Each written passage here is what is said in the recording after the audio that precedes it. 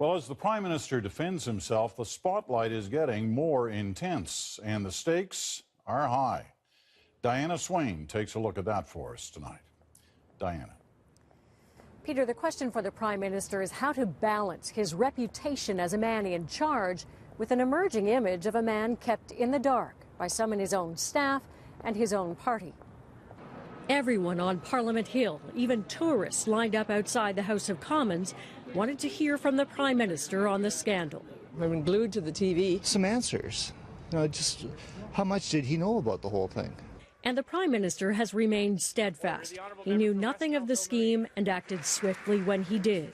I say exactly what I've said since May the 15th, that this is completely unacceptable, Mr. Speaker. Will the Prime Minister clear the air? The opposition insists Stephen Harper has been evasive, ducking responsibility for a scandal that happened on his watch.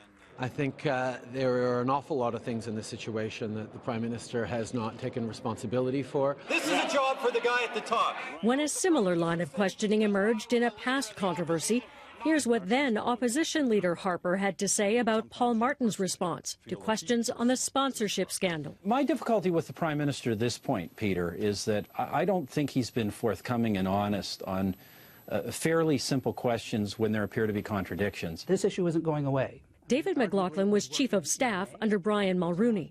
He says the Senate scandal is morphing into a focus on the Prime Minister's credibility, and there's only one way to fix that.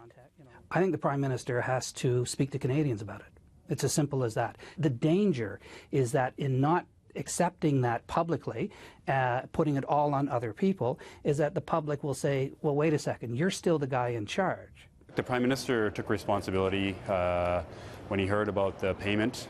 But Ken Bosencool, a former advisor to Prime Minister Harper, says he's already done the responsible thing by dismissing Wright and trying to dismiss Duffy. So I think the actions that are being taken and have been taken are the appropriate actions. If the Prime Minister decides he wants to speak directly to the issue, the likely timing is his speech, scheduled for Friday in front of the Conservative Party convention. And it's a good bet those lights in the Prime Minister's office will be burning late into the night, deciding what, if anything, he should say about the Senate scandal. Peter? Diana's in Ottawa tonight. Thanks, Diana.